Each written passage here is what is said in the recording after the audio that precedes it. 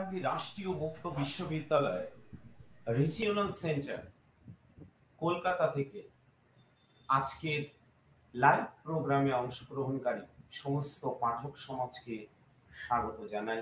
আমি অঞ্জন কুমার বসু। BHIC 134 যার unit number 9, topic socio-religious movement in the 19th century। এই আলোচনায় আমরা ইতিমধ্যে আমার পূর্ববর্তী আলোচনাতে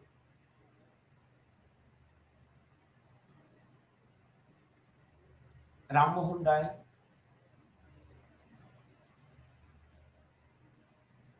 দেবেন্দ্রনাথ ঠাকুর, কেশবচন্দ্র সেন সহ ব্রাহ্ম আন্দোলনকারীদের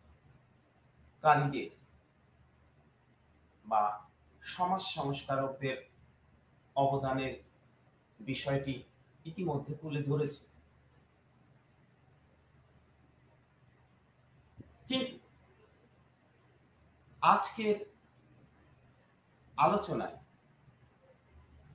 19 শতকের সামাজিক ধর্মীয় আন্দোলনে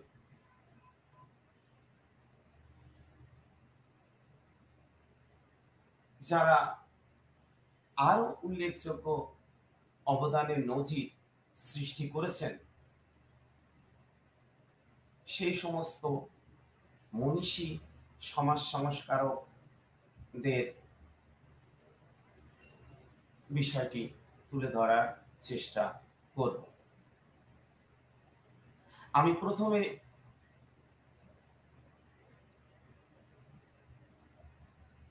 ঈশ্বরচন্দ্র বিদ্যাসাগর,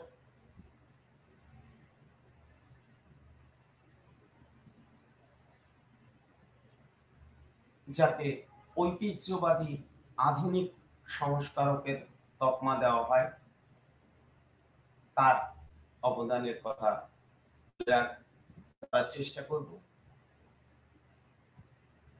তারপরে আমি আজকের আলোচনা ভারতীয় সনাতন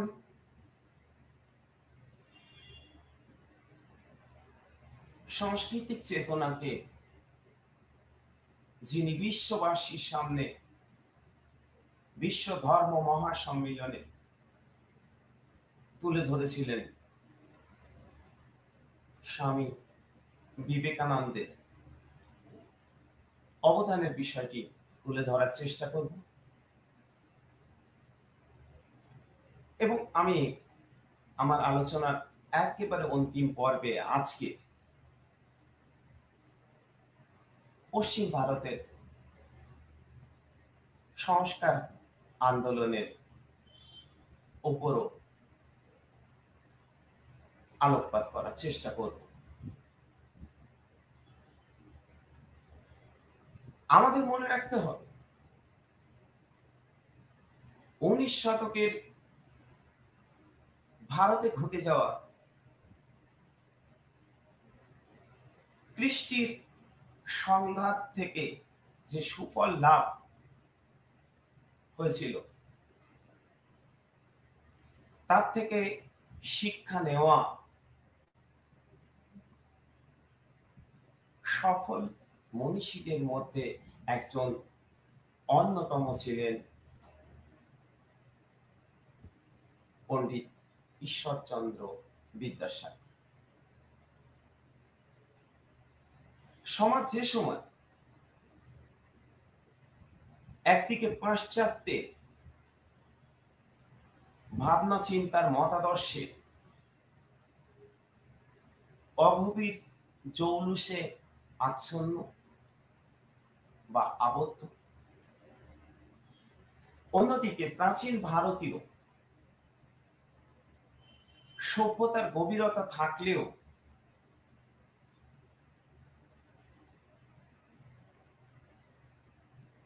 বেশি পরিচিত বলে তা কিছুটা অবহেলিত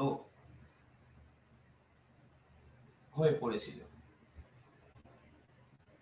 ভারতীয় শিক্ষিত সমাজ যখন এই দুইয়ের টানাপোড়েনের মধ্যে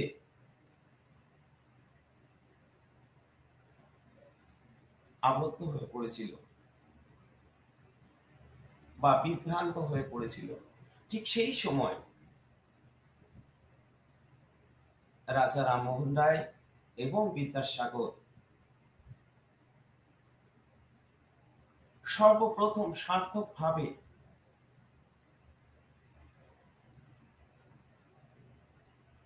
তাদের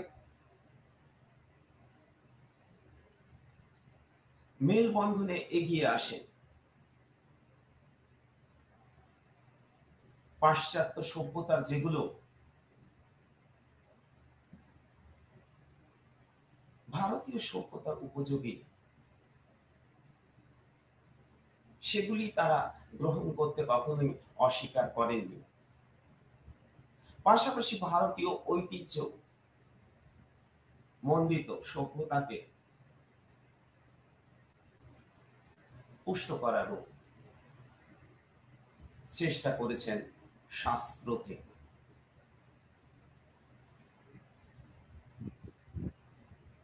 আমাদের ভুলে গেলে চলবে না, বাংলার ধর্ম ও সমাজ জীবন যখন এক চরম সংকটের মধ্যে এসে দাঁড়িয়েছিল,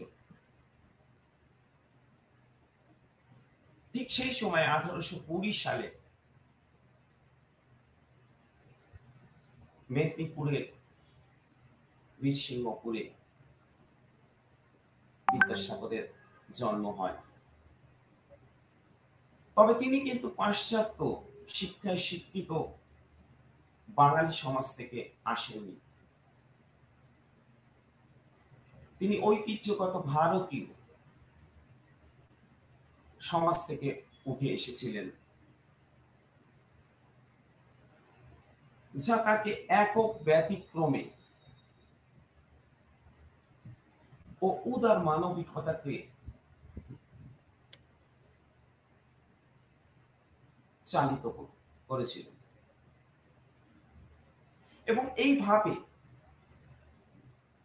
ইউরোপীয় চিন্তা ধারার মধ্যে মানবিকতা ও আত্মসম্মান বোধ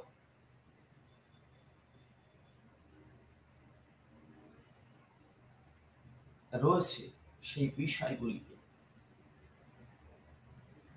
পণ্ডিত বিদ্যাসাগর সাদরে আহ্বান জানিয়েছিলেন এবং সনাতন ভারতীয় আদর্শের পক্ষে তিনি তা প্রতিষ্ঠিত করতে চেয়েছিলেন।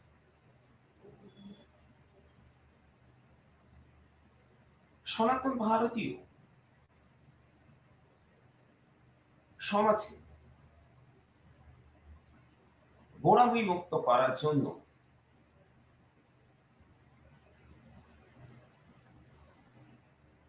তিনি শিক্ষাকেই সর্বাগ্রে স্থান দিয়েছিলেন এবং তিনি এই সত্য উপলব্ধি করতে সক্ষম হয়েছিলেন যে শিক্ষায় পারে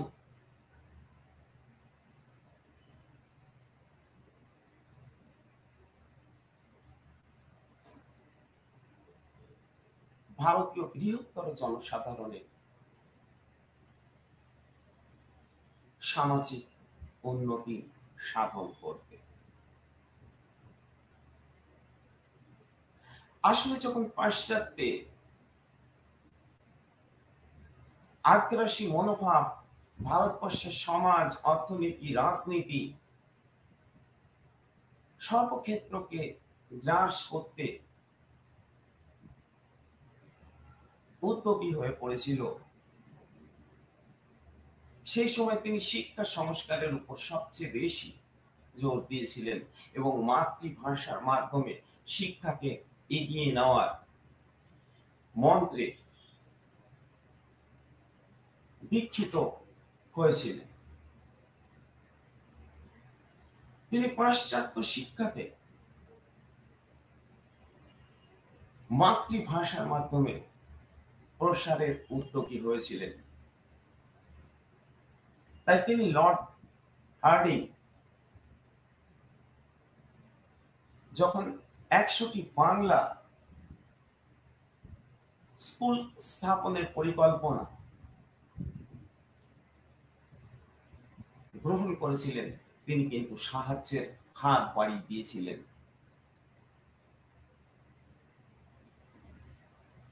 এছাড়াও তিনি মাতৃভাষায় বর্ণ পরিচয়, কথামালা, বোধোদয় ইত্যাদি প্রাথমিক শিক্ষার উপযোগী পুস্তক রচনা করেন। 1855 সালে তিনি বাংলার দূর দূরান্তে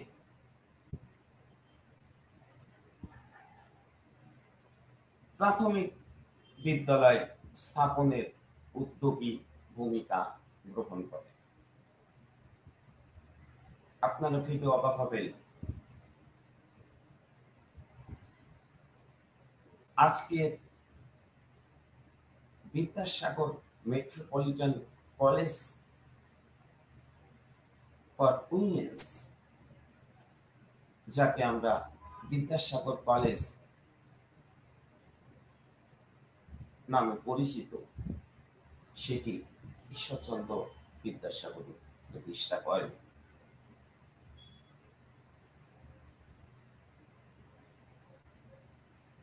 তবে এখান থেকে তিনি মাতৃভাষার পাশাপাশি ইংরেজি শিক্ষার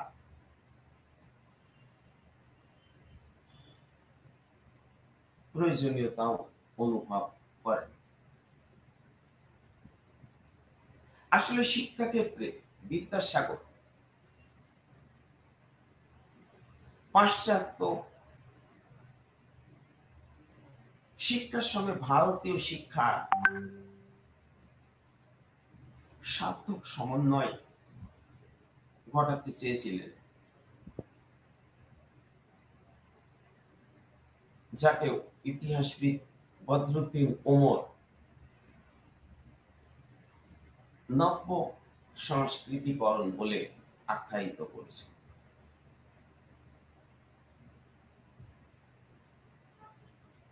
পাশাপাশি আমরা এটাও দেখি, তিনি প্রথাগত সংস্কৃত পণ্ডিত হয়েও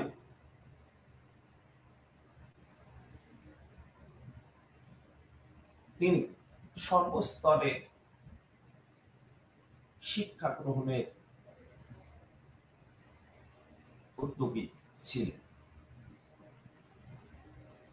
বিশেষ করে স্ত্রী শিক্ষার প্রতি তিনি বিশেষ যত্নবান ছিলেন।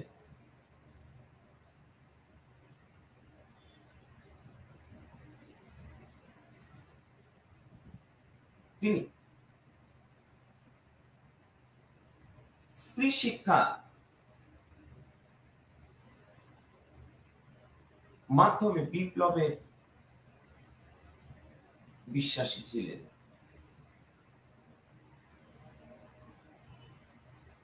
তার কাছে স্ত্রী শিক্ষা ছিল আত্মমর্যাদার এক প্রশ্ন।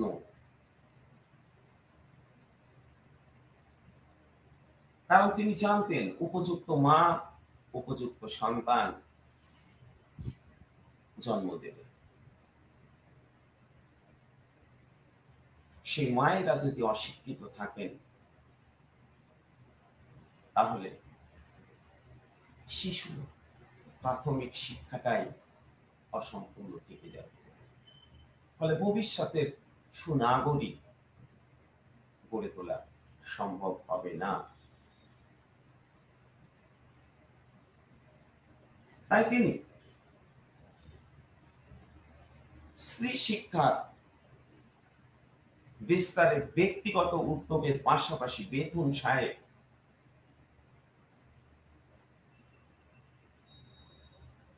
যখন কলকাতা কেন্দ্র করে বেথুন স্কুলের প্রবর্তন করেন, সেখানেও তিনি সম্পাদক পদে দীর্ঘদিন থেকেছেন। তাছাড়া তিনি সরকারি সাহায্য ছাড়াই বা কোনো প্রকার প্রত্যাশা না করে নিজের উদ্যোগে বাংলাদেশে প্রায় ৩৫টি বালিকা বিদ্যালয় প্রতিষ্ঠা করেন, যা ছিল এক গুরুত্বপূর্ণ বিপ্লব, যেখানে প্রায় ১৩০০ ছাত্র, বিশেষ করে এখানে ছাত্র নয়, মানে ছাত্র আমি বলতে চেয়েছি মেয়েদেরকেই পড়ানো হতো।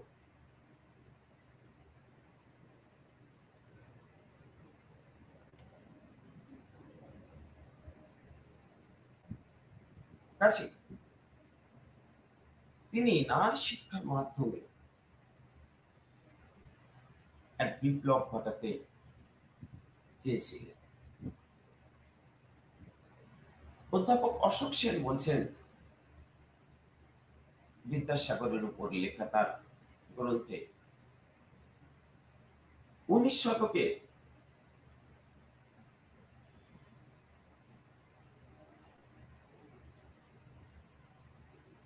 বুর্জোয়া সমাজ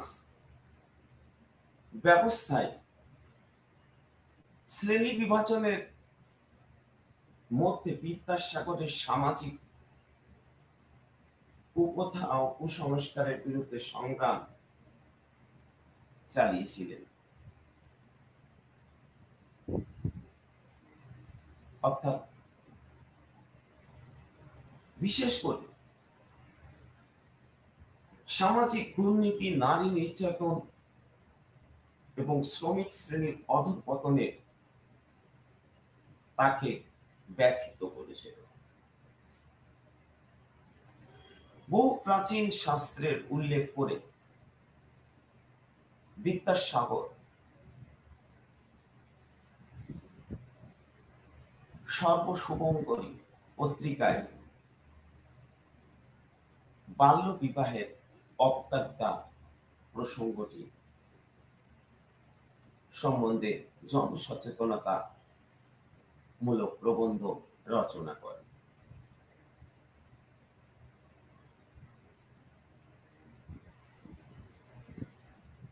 আসলে শিক্ষা প্রসারের পাশাপাশি তিনি সমাজে বিভিন্ন ধরনের সমস্যা সমাধানে ব্রতী হয়েছিলেন। আর এই উদ্দেশ্যে তিনি বিধবা বিবাহ আইন আনার জন্য সরকারের উপর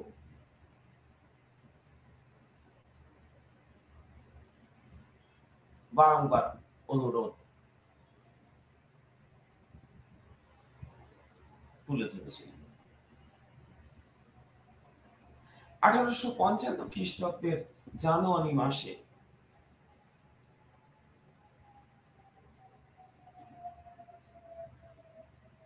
বিধবা বিবাহ হওয়া উচিত কি উচিত নয় এই বিষয়ে যখন একটা প্রস্তাব আসে, তখন তিনি পুস্তিকা প্রকাশ করেন বিধবা বিবাহের পক্ষে জনমত গঠনের জন্য।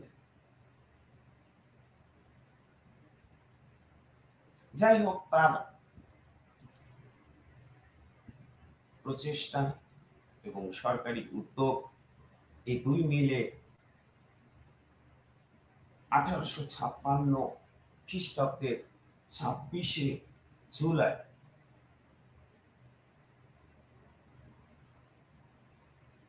পঞ্চদশতম আইন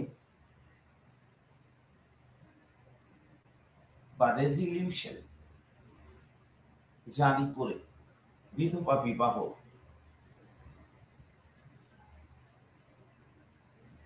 আইনসম্মত বলে সরকারের তরফ থেকে ঘোষণা করা হয়।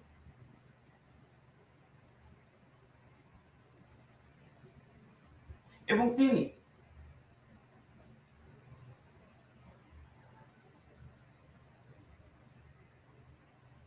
বিধবা বিবাহের মতো গুরুত্বপূর্ণ বিষয় যাতে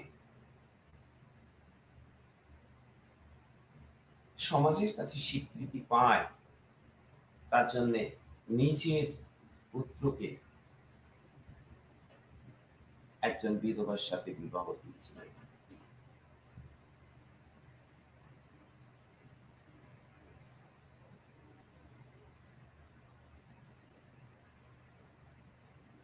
বিধবা বিবাহ আইন প্রবর্তনের পাশাপাশি তিনি সমাজের অপর এক কুপ্রথা বাল্য বিবাহ, বহু বিবাহ ও কুলীন প্রথার বিরুদ্ধে তিনি আন্দোলনে নেমেছিলেন। তবে লন্ডনে অবস্থিত ভারত সচিব ভারতীয়দের ধর্মীয় ব্যাপারে কোন প্রকার আইনগত পদক্ষেপ নেওয়ার ক্ষেত্রে সম্মতি দিতে চাননি। ফলে তার সেই প্রচেষ্টা অর্থাৎ বহু বিবাহ, বাল্য বিবাহ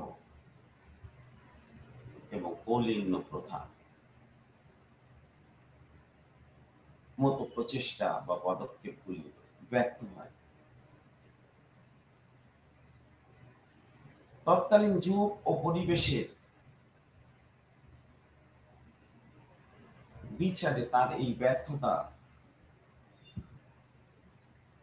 একেবারে অস্বাভাবিক নয়। তবে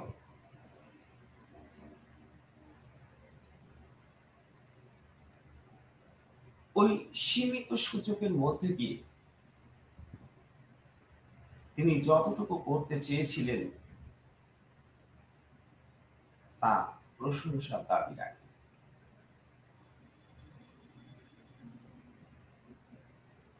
এবং তারই উৎকৃষ্টতম নিদর্শন ছিল 1856 সালের বিধবা বিবাহ বৈধ বলে স্বীকৃতি পাওয়ার মধ্যে।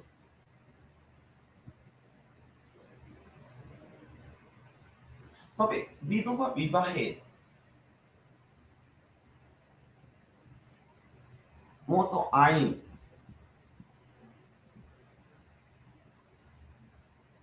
খুব যে সাফল্য পেয়েছিল তা কিন্তু নয়।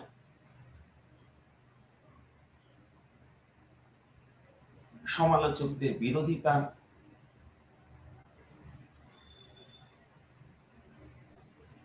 ইত্যাদির কারণে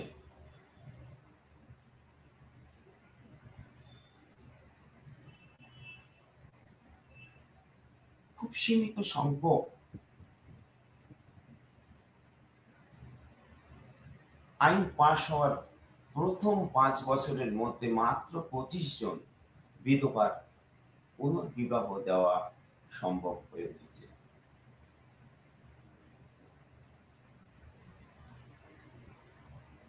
এক্ষেত্রে হয়তো ভারতীয় নারীরাই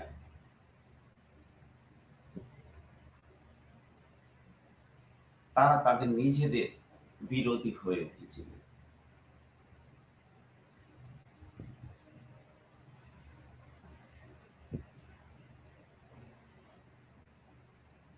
যার ফলে বিদ্যাসাগর ক্রমশ সামাজিক স্তরে নিঃসঙ্গ হয়ে পড়েছিলেন। বিশেষ করে প্রতিক্রিয়াশীল বিরোধিতা বিদ্যাসাগরের জেদ ও আত্মবিশ্বাসকে টলাতে না পারলেও এই সামাজিক সংস্কারের গতি রুদ্ধ করে দিয়েছিল। তাই অধ্যাপক অশোক সেন বলছেন, পরবর্তীকালে অনেক সমাজ সংস্কারক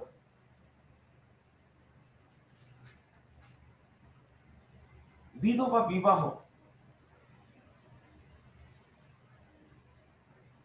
তাদের কর্মসূচিতে অন্তর্ভুক্ত করে। এমনকি মহারাষ্ট্রের আনাডেও বলেন, ধর্মীয় ভিত্তি ব্যতীত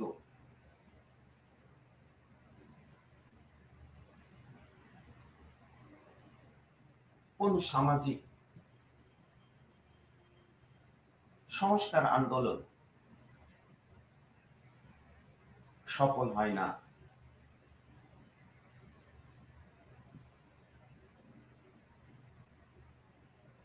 তাই বিদ্যাসাগরের সামাজিক সংস্কার আন্দোলন সফল হয়নি। আন্দোলন যথেষ্ট কিন্তু সফল হয়েছিল।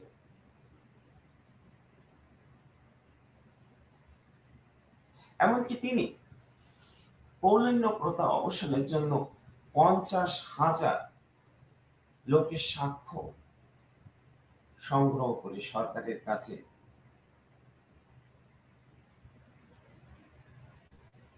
আবেদন পাঠান। কিন্তু 1857 মহাবিদ্রোহ কাণ্ড এবং সম্ভ্রান্ত জমিদার রাজা রাধাকান্ত দেবের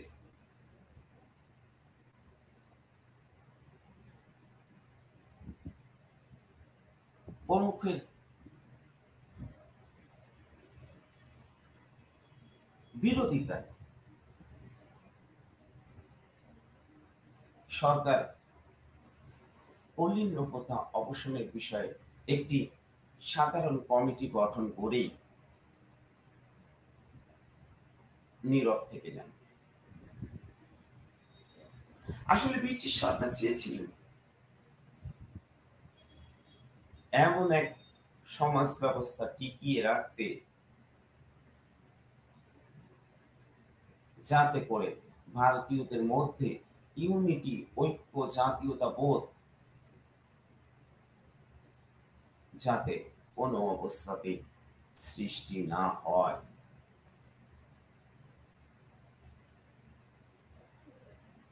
স্বাভাবিকভাবে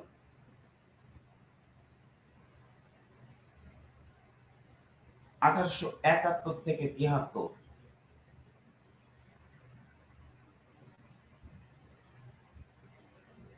এই পর্বেও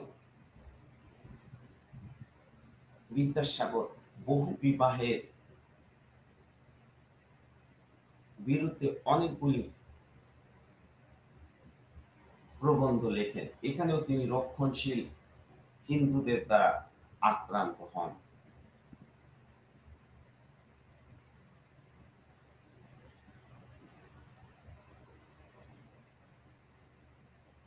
কাজে আমাদের বুঝতে অসুবিধা হয় না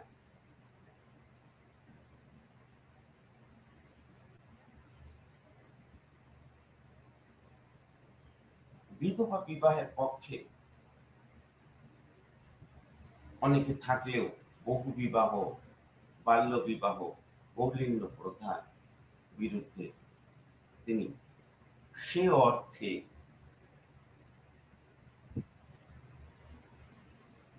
সমর্থন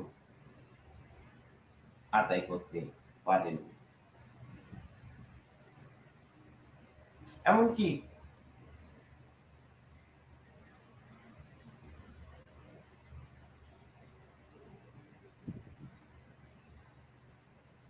বঙ্কিমচন্দ্র চট্টোপাধ্যায় কৌলিন্য প্রথার বিরোধিতায় বঙ্গদর্শনে কাগজে প্রবন্ধ লিখলেও বহু বিবাহের বিষয়ে কিন্তু চুপ থেকেছেন।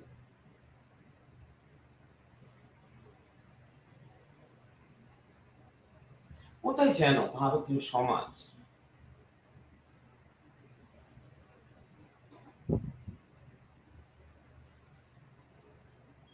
উনিশ শতকে প্রাচ্য পাশ্চাত্যের দোটানার মধ্যে আবদ্ধই থেকেছিল।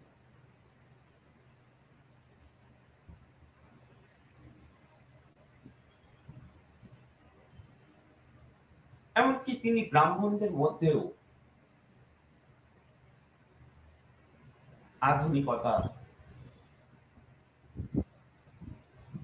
বার্তা প্রেরণ করতে চেয়েছিলেন।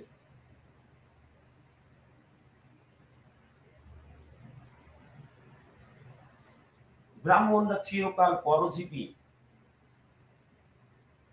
তুলো পণ্ডিত এমনটা ছিল না। একটা সময় ছিল তাদের জ্ঞান, বুদ্ধি, গরিমা, যার দ্বারা মানুষ আকৃষ্ট হতেন। সেই সনাতনী ঐতিহ্য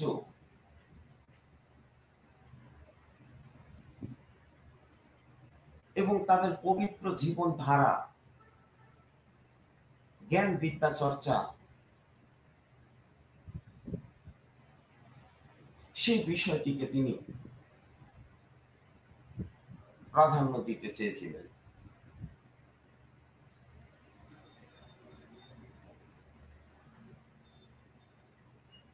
আপনারা সচেতন থাকবেন। পণ্ডিত ঈশ্বরচন্দ্র বিদ্যাসাগর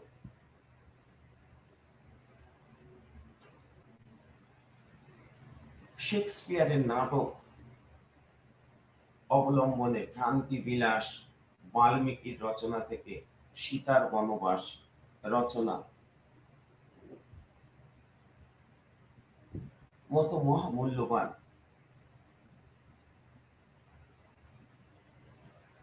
রচনা সম্ভার আমাদের সামনে তুলে ধরেছিলেন। তার মূল লক্ষ্য ছিল মধ্যবিত্ত সমাজকে সুশিক্ষিত করে তোলা।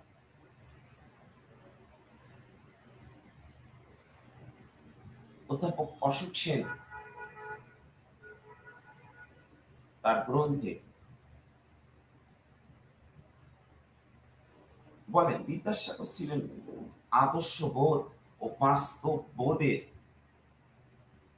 এক আশ্চর্য সমন্বয়। বিদ্যাসাগরের সময়কাল একদিকে ব্রাহ্ম আন্দোলন, অন্যদিকে নব্যবঙ্গ আন্দোলন, এর ছায়া যখন সীমায়িত, কর্ম দক্ষতা বাঙালি মায়ের অন্তঃস্থকরণ সমষ্টি,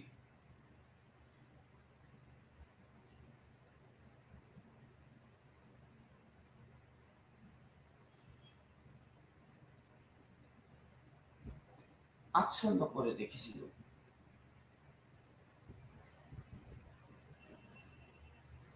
সেই ব্যাপারটিকে তিনি কাজে লাগাতে চেয়েছিলেন। তার মধ্যে ভারতীয় ধর্মীয় মেধা ও পাণ্ডিত্য ও ইংরেজদের কর্মদক্ষতা এবং বাঙালি মায়ের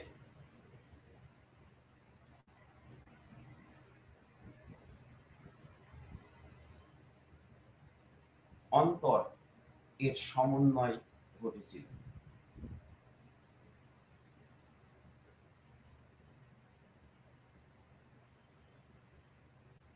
সমকালীন যুগে বিদ্যাসাগর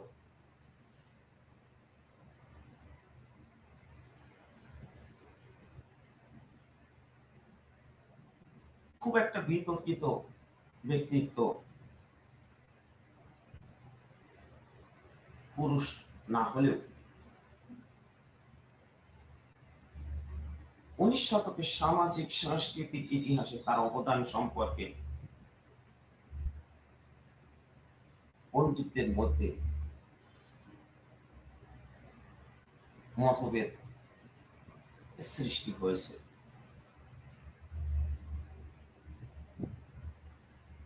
ডক্টর অমলেশ ত্রিপাঠী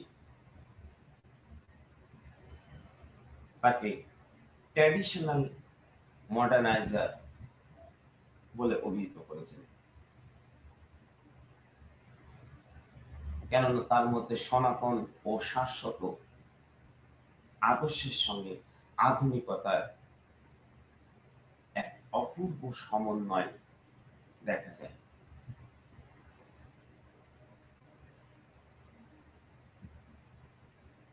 তিনি তার সমগ্র কর্মকাণ্ডের মধ্যে দিয়ে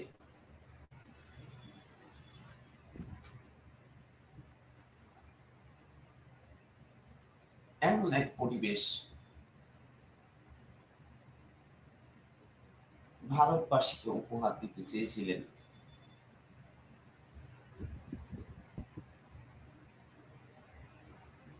যার দ্বারা অগণিত মানুষ মুক্তির স্বাদ খুঁজে পাবে।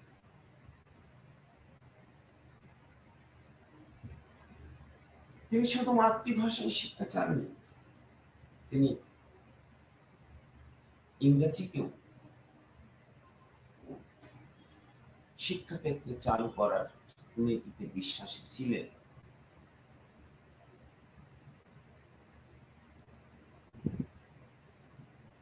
কঠোর সাম্রাজ্যবাদী ডালহৌসির সময় পর্বে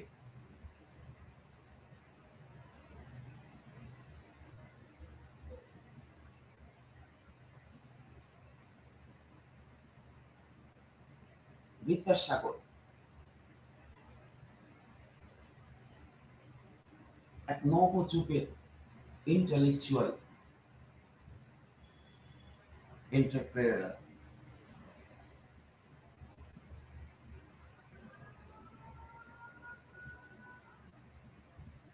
হিসেবে উঠে এসেছিলেন।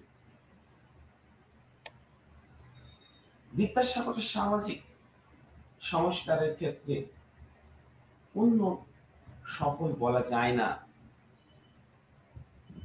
এ বিষয়টি আমি বারংবার আপনাদের সামনে তুলে ধরছি। তবে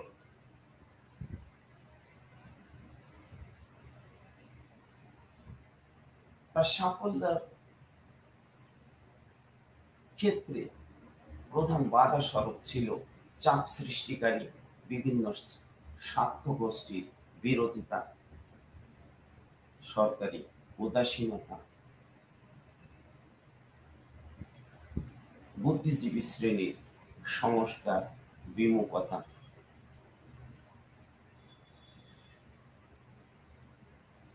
তবে বিদ্যাসাগর অবশ্যই তার স্বাতন্ত্র্য বোধ,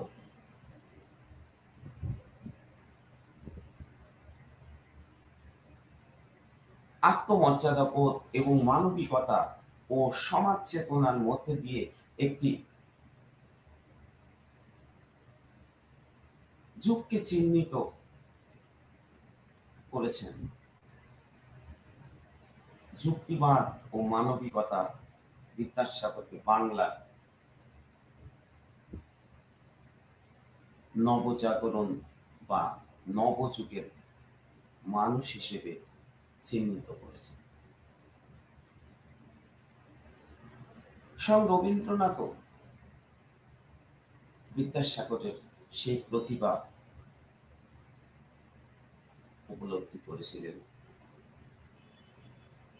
তাই তিনি বলতে পেরেছিলেন,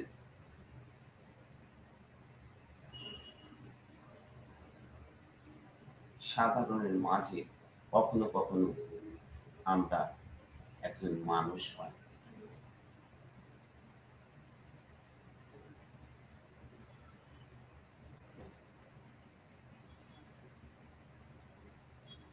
বিশ্বকর্মা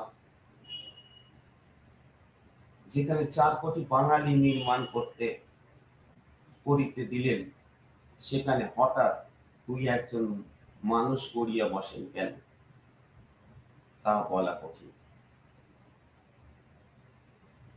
রবীন্দ্রনাথের এই উক্তি থেকেই আমাদের বুঝতে অসুবিধা হয় না বিদ্যাসাগর সম্পর্কে তার আত্ম উপলব্ধি কোন স্তরে ছিল। আমি আমার পরবর্তী আলোচনা ক্ষেত্রে বেছে নেব স্বামী বিবেকানন্দের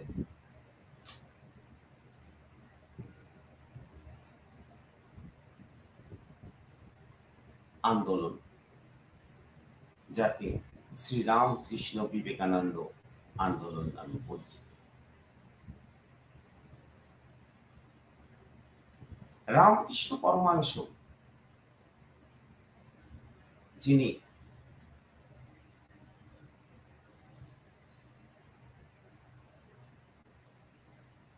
আরাধনা ও বসবাস করেছিলেন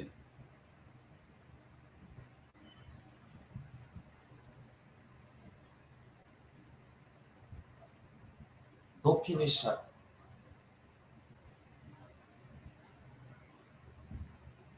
মন্দিরে।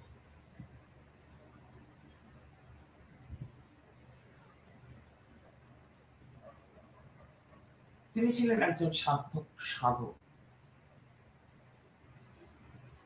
যিনি উপলব্ধি করেছিলেন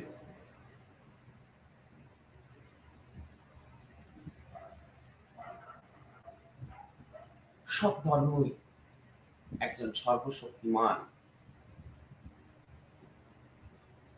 এর আরাধনার মত্ত।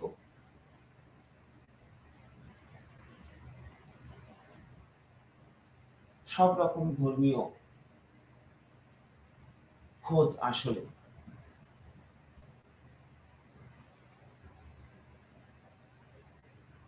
একই ঈশ্বরের সন্ধান, যার কাছে সকলের গন্তব্য, যদিও নানা পথে সে সন্ধান। তিনি শিক্ষা দেন দয়া নয়, মানুষের জন্য সেবাই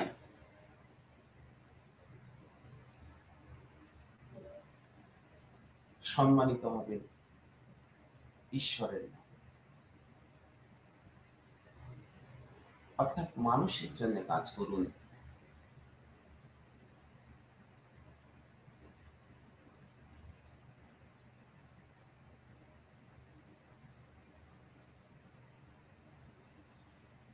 তবেই আপনি ঈশ্বর হয়ে উঠবেন। এমন ভাবনা বা মতবাদের দ্বারা রামকৃষ্ণের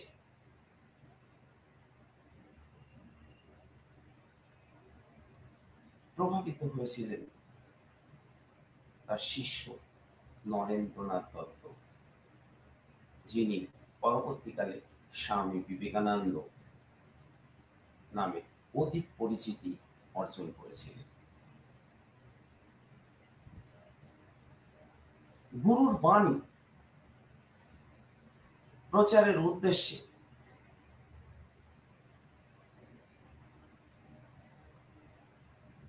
তিনি পৃথিবীর বিভিন্ন স্থান পরিভ্রমণ করেন।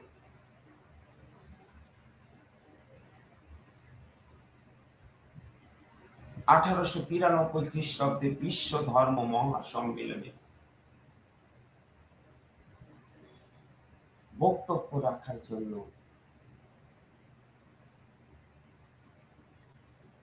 সনাতন ধর্মের প্রতিনিধি হিসেবে স্বামী বিবেকানন্দ নির্বাচিত হন। শিকাগোর সেই বক্তৃতায়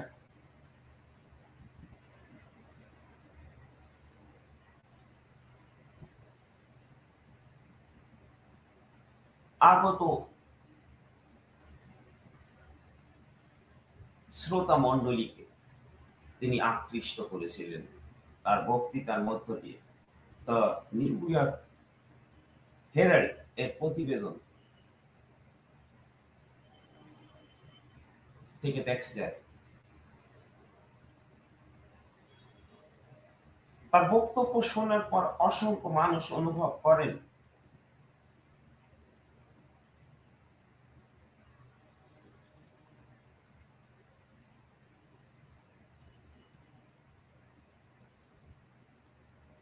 সনাতন ধর্মীয় ঐতিহ্য সম্পর্কে।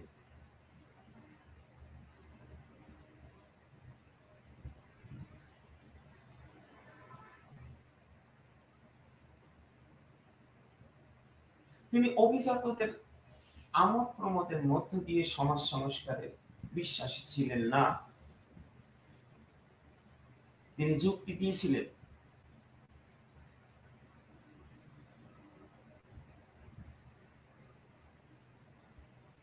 শিক্ষার মাধ্যমে, উপযুক্ত শিক্ষার মাধ্যমে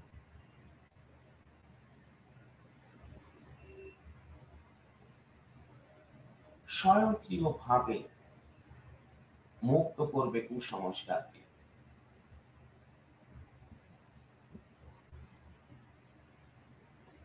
সামাজিক অসুস্থতাকে।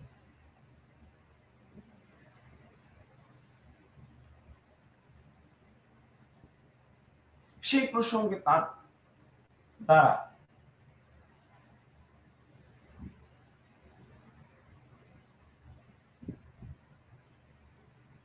আবশ্যকতার সঙ্গে আচার বিধি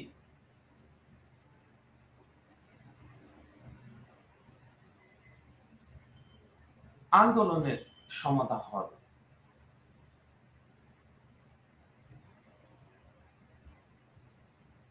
তিনি তার পুস্তিকায় বলেছিলেন, আমি একজন সমাজতন্ত্রী। তিনি উচ্চ শ্রেণীর মানুষের কাছে আবেদন করেছিলেন তারা তাদের সামাজিক অবস্থান ও বিশেষ সুযোগ সুবিধা সরিয়ে রেখে মেলার চেষ্টা করতে হবে সাধারণ নিম্ন শ্রেণীর সঙ্গে। ওঠো জাগো, মুছি মেথর, সবাই তোমার ভাই। এমন আহ্বানের মধ্য দিয়ে তিনি আসলে বোঝাতে চেয়েছিলেন কৃষকের নাঙলে মাংস বিক্রেতার চুল্লি থেকে, কুঠির থেকে, অরণ্য থেকে কৃষক এবং শ্রমজীবী মানুষের মধ্য থেকে নতুন ভারত উঠে আসবে। তিনি আরো বিশ্বাস করতেন দরিদ্র ও পদদলিতদের উন্নতি কল্পে কাজের ধারা এগিয়ে নিয়ে যেতে হবে।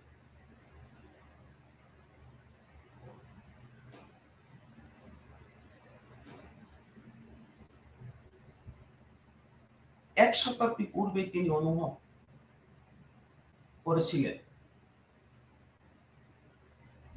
রীতি বিযুক্ত শিক্ষার আধুনিক ধারণা ও সাক্ষরতার অভিযান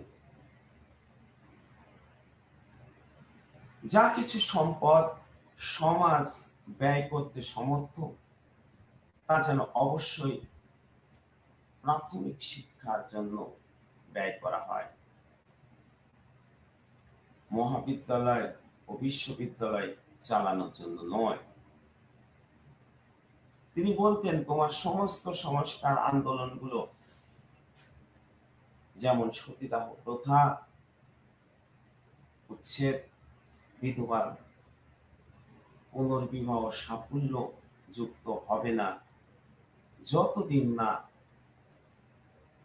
তা সীমাবদ্ধ থাকবে শুধুমাত্র উচ্চ কোটির শতকরা 1% জনসংখ্যার মধ্যে।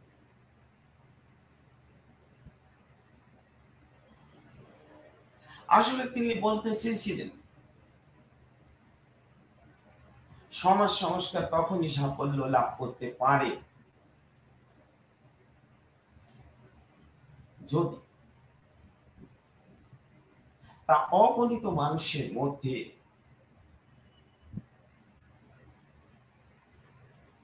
ছড়িয়ে দেওয়া যায়।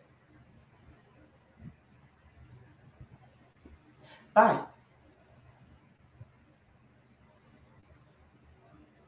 তিনি নারী মুক্তির আবেদন রেখেছিলেন, সমাজের অর্ধাংশকে কখনো বাদ দিয়ে সামাজিক অগ্রগতি সম্ভব নয়। নারী মুক্তির জন্য তিনি আবেদন রেখেছিলেন। কখনোই তিনি এ বিষয়ে ক্লান্তি বোধ করেননি। তার সংস্কার আদর্শ দাঁড়িয়েছিল নারী জাতির অবস্থার উন্নতি, শিক্ষার ধরনটাকে পাল্টানো, বর্ণভেদ ব্যবস্থার বিলুপ্তি। তাই তার স্বপ্নকে সার্থক এবং বাস্তব রূপ দিতে তিনি প্রতিষ্ঠা করেছিলেন 1887 সালে রামকৃষ্ণ মিশন এবং মঠ ও মিশন। বিবেকানন্দ ছিলেন ভারতীয় যুব সমাজের পথপ্রদর্শক।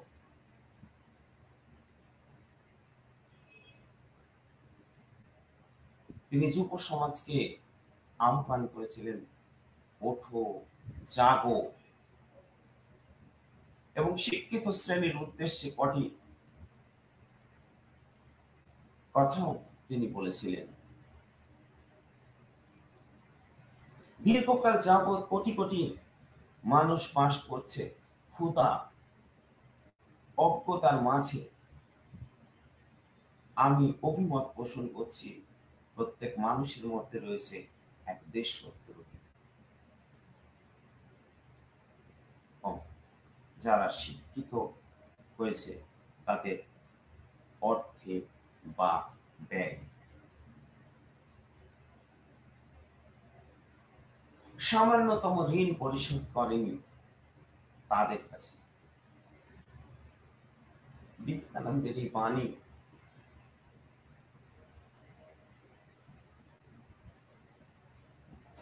সমাজের সর্বস্তরকে জাতীয়তাবোধের আদর্শে দীক্ষিত করেছে। পাশাপাশি তিনি বিপ্লবী মানসিকতা সৃষ্টির উদ্দেশ্যে শারীরিক গঠন এর উপরও জোর দিয়েছিলেন। তাই তিনি বলতে পেরেছিলেন, গীতা পাঠ অপেক্ষা ফুটবল খেলা অধিক শ্রেয়। আসুন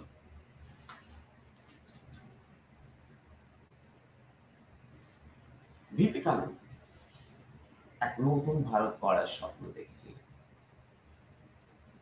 এবং সেই উদ্দেশ্যে তিনি তার জীবন এবং কর্মকে চালিত করেছিলেন।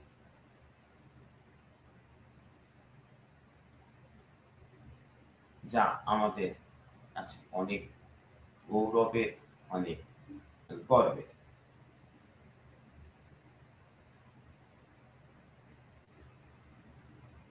আমার পরবর্তী আলোচনায় আজকের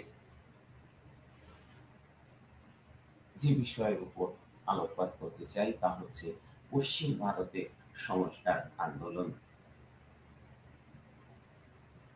আমি ইতিমধ্যে পূর্ববর্তী আলোচনায়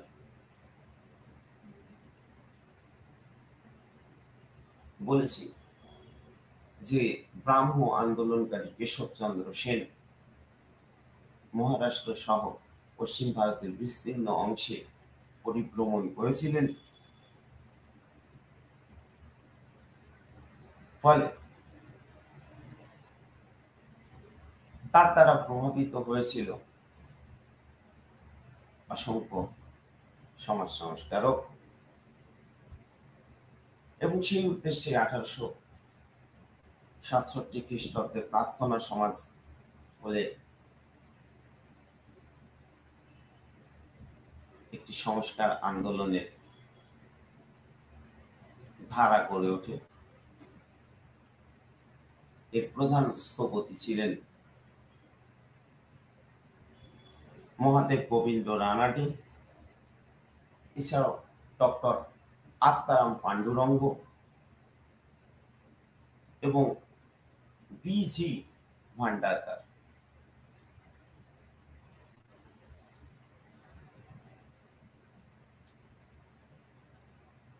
প্রার্থনা সমাজ ধর্ম এবং সমাজ সংস্কার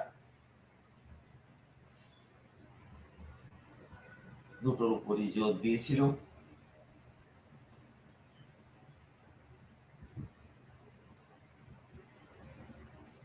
এবং পশ্চিম উত্তর ভারতের এক বিস্তীর্ণ অংশে প্রার্থনা সমাজ উল্লেখযোগ্য ভূমিকা গ্রহণ করেছিল। এছাড়াও মহারাষ্ট্রের গোপাল হরি দেশমুখ,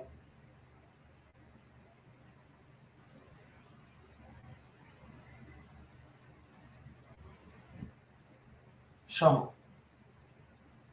অনেকেই সমাজ সংস্কার আন্দোলনের উপর জোর দিয়েছিল।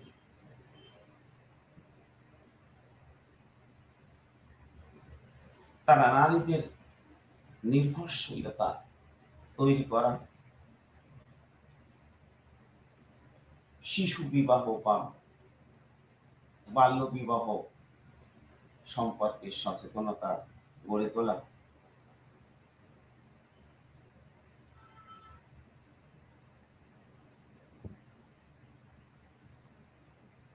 নিম্ন বর্ণের উপর চলে আসা অত্যাচার ইত্যাদি বিষয়গুলি পাশাপাশি বহুবিবাহ, পুনর্বিবাহ,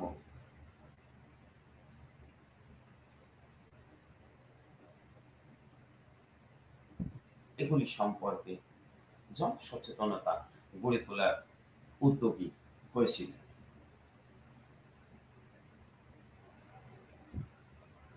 মোটের উপর বলা যায়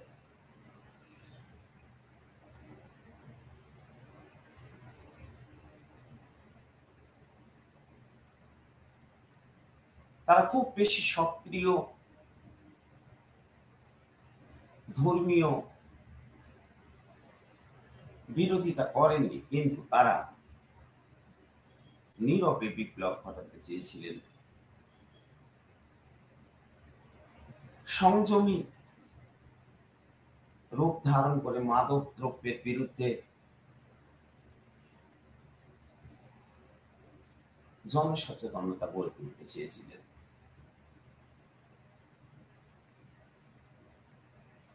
অন্য ধর্মে বিশ্বাসী, অন্য ধর্মের মানুষদের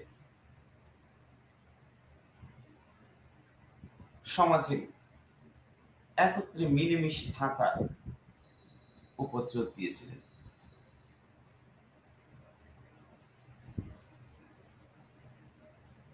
সমাজ সংস্কার আন্দোলন সমগ্র 19 শতক ধরে পশ্চিম ভারতে সফলতার সঙ্গে চালিত হয়েছিল। ধর্ম কেশব কার্ভে ও বিষ্ণু শাস্ত্রী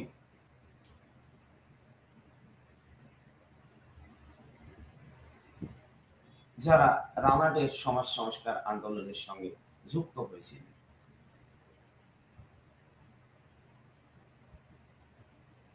কার্ভে বিধবা পুনর্বিবাহ আন্দোলনও শুরু করেছিলেন এবং সেই সঙ্গে সূচনা করেছিলেন বিধবাদের গৃহসভা বা হোম অ্যাসোসিয়েশন, যা বিধবাদের শিক্ষা জুগিয়েছিল।